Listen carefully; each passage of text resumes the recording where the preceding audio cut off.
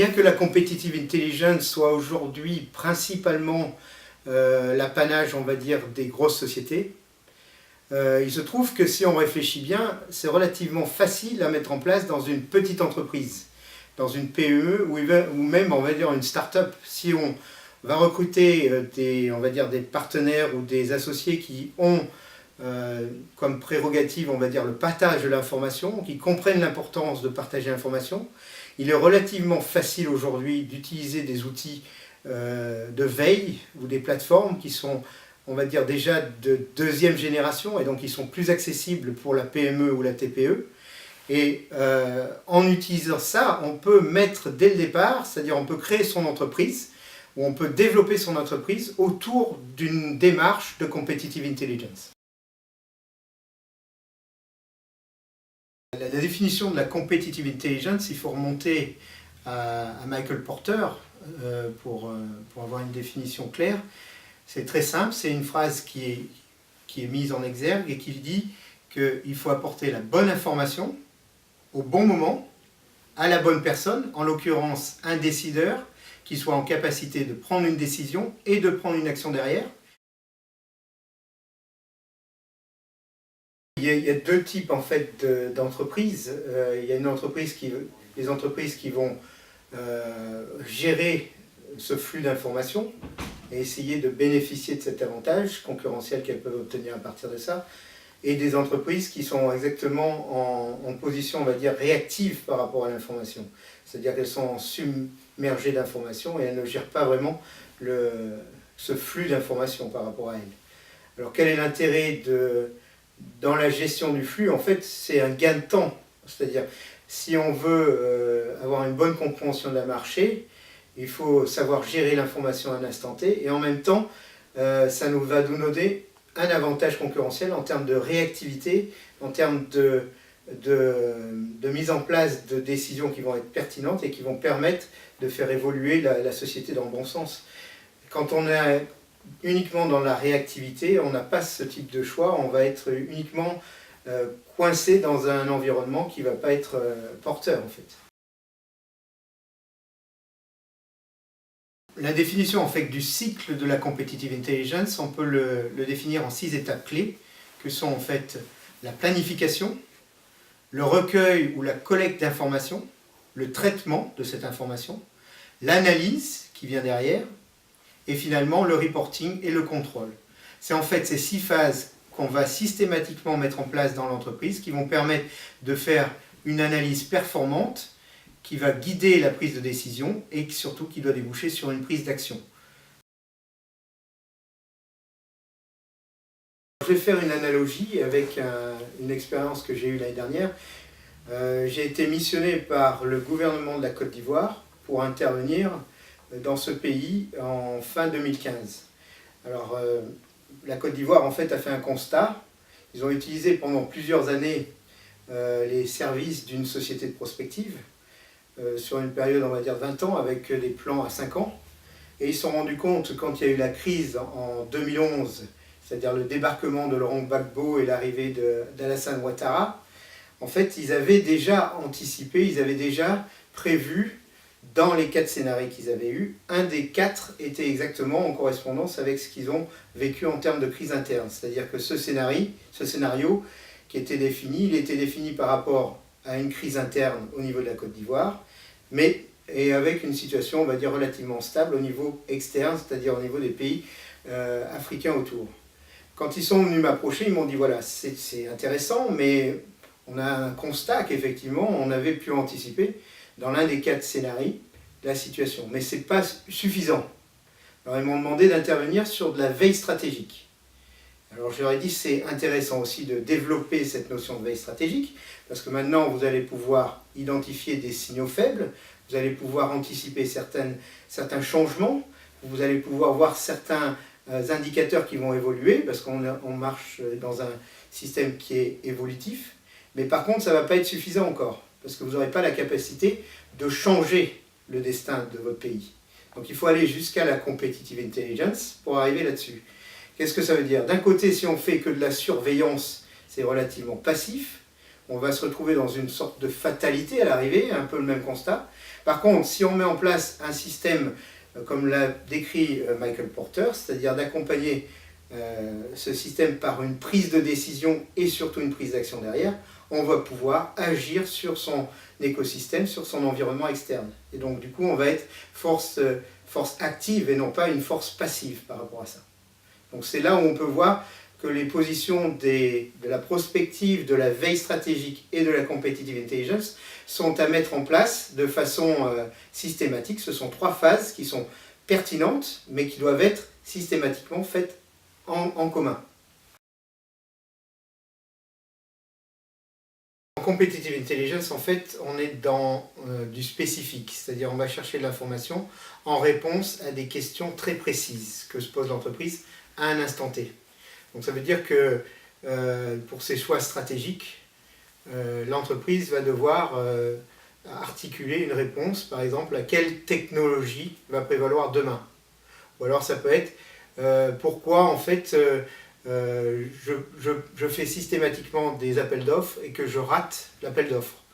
Ou ça peut être quel va être le profil de mon concurrent direct, pour essayer de récupérer de l'information, pour comprendre quels sont non seulement le profil, on va dire, de base, mais on cherche en fait à savoir quelles sont ses intentions. On va beaucoup plus loin dans la démarche, on va essayer de comprendre en fait comment, par exemple, cette société s'est développée au fur et à mesure. Est-ce que c'est une croissance organique ou est-ce que c'est une croissance par acquisition?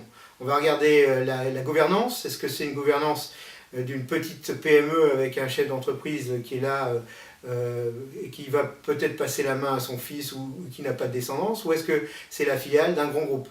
Donc tous ces éléments-là, c'est ce qui va permettre de comprendre en fait son environnement et de prendre vraiment des décisions qui seront pertinentes à un instant T. Il faut savoir que si on regarde l'environnement externe ou l'environnement concurrentiel, et à fond, non seulement on va voir les menaces, mais on va pouvoir aussi déterminer des opportunités.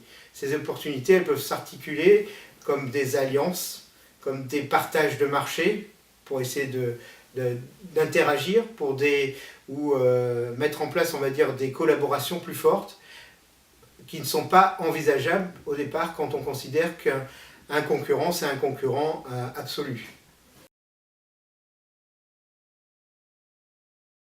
Alors l'une des étapes clés de la competitive intelligence, c'est ce qu'on appelle la primary research, c'est-à-dire qu'on va, après avoir fait le travail de veille et de remontée d'informations, on va sur le terrain aller chercher l'information directement auprès des acteurs, on va dire, de l'environnement B2B, c'est-à-dire qu'on va interviewer aussi bien les fournisseurs, les clients, les concurrents, tous ces acteurs-là. Alors pour faire ce travail, qui est un travail relativement fastidieux, le plus facile c'est d'aller sur les salons. Et souvent, les salons internationaux sont très propices parce qu'on a tous les acteurs de l'écosystème qui sont à un instant T au même endroit.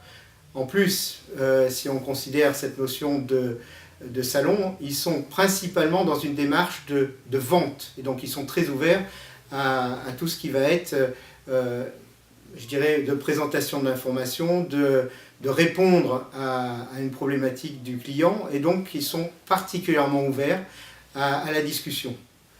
Donc c'est souvent dans ce type de démarche, qui est souvent peu utilisé en entreprise de façon systématique, qu'on va pouvoir avoir un avantage à le faire systématiquement. C'est-à-dire qu'en utilisant ces salons, on va pouvoir aller remonter une information pertinente, une information qui vient directement du terrain, qui va nous permettre en même temps de valider et de crédibiliser l'information qu'on a déjà recueillie dans le travail de veille.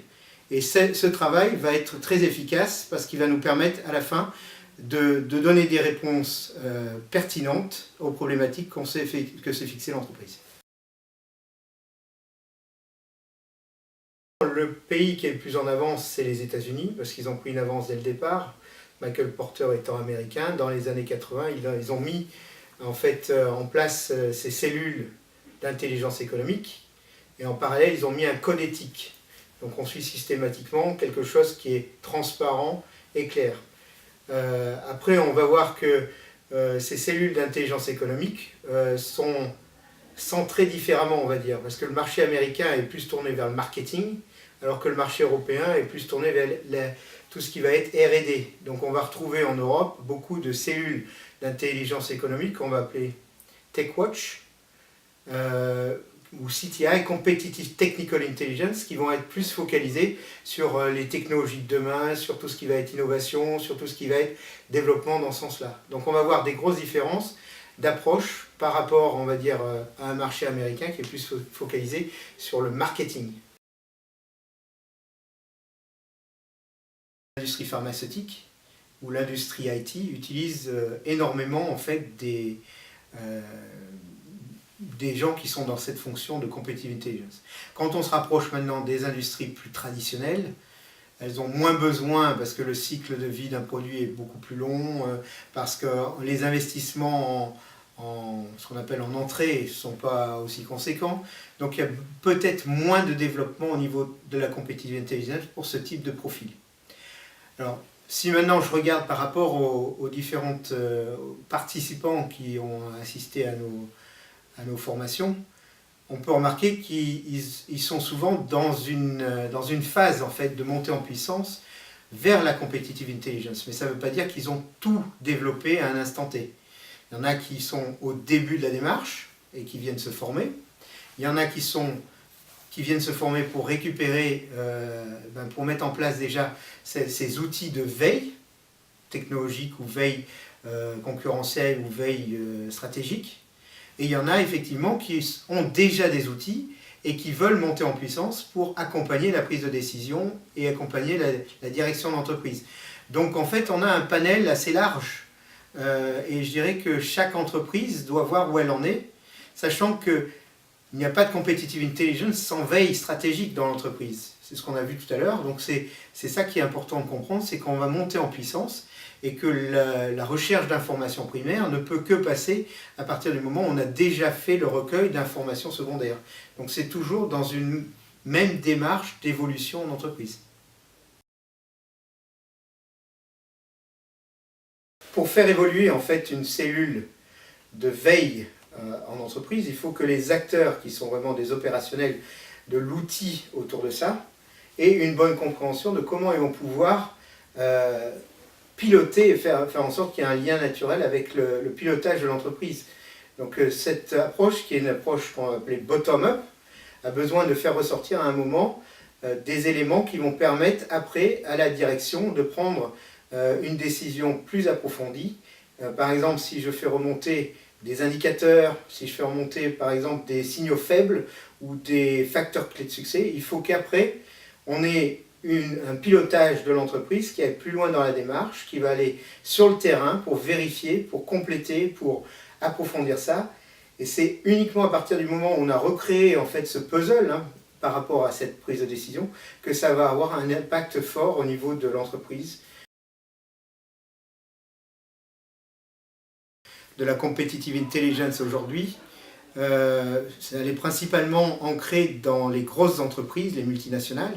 On se rend compte que dans beaucoup d'entreprises, les cellules d'intelligence économique sont directement liées à la fonction d'entreprise. C'est-à-dire qu'on va avoir une cellule tournée R&D qui va s'appeler CTI, Competitive Technical Intelligence, pour accompagner, on va dire, la recherche d'informations sur tout ce qui va être technologique. On va avoir le même au niveau du market research, on va avoir la même chose au niveau de ce qu'on appelle la propriété industrielle, les brevets.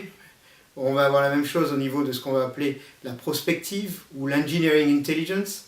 Mais la problématique aujourd'hui qu'on va rencontrer en entreprise, c'est le fait que ces cellules qui accompagnent la prise de décision, donc c'est normal qu'elles soient logiquement positionnées dans ces entreprises, elles ne communiquent pas entre elles. C'est-à-dire qu'il y a un grand nombre de personnes qui vont chercher cette information pour approvisionner, pour faire cette remontée, pour prendre des décisions, mais elles ne sont pas intégrées les unes avec les autres. Et donc l'enjeu aujourd'hui, dans la plupart des grosses multinationales, c'est d'arriver à faire ce lien, se faire en sorte que l'intelligence économique ou la competitive intelligence ne soit plus faite uniquement par une ou deux personnes, mais qu'elle soit vraiment intégrée dans l'intégralité de la société.